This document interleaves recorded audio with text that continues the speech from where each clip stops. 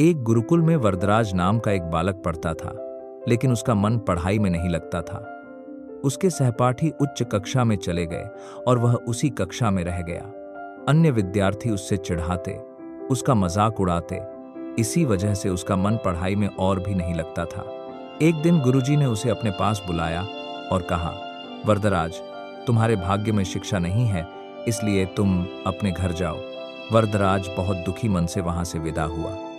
रास्ते में वह सोचता रहा, घर जाकर पिताजी को क्या कहूंगा, कैसे कहूंगा कि गुरुजी ने मुझे गुरुकुल से निकाल दिया है। इसी सोच में वह आगे बढ़ रहा था कि तभी उसे एक कुआं दिखाई दिया। वह कुएं पर गया और रस्सी में बंधी बाल्टी से पानी निकालकर पीने लगा। तभी उसका ध्यान कुएं की मुंडेर पर गया। उसने देखा कि जिस जगह से रस्सी कुएं में जा रही थी, उस जगह का पत्थर घिस गया था।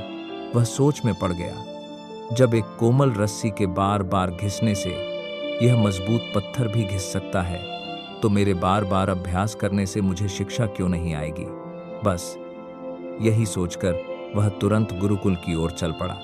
गुरुजी ने उसे वापस आते देखा तो आश्चर्यचकित होकर बोले, वरदराज, तुम घर नहीं गए? वरदराज ने विनम्रता से कहा, गुरुजी, बस मुझे एक आखिरी अवसर दीजिए, मैं आपको निराश नहीं करूंगा।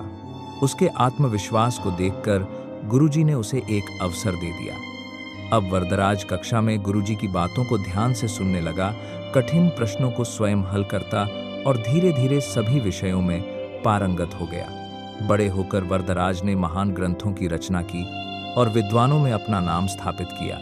सीख करत करत अभ्यासते, जड़मति होत सुजान, रसरी आवत जातते, सिल पर पड़त निशान।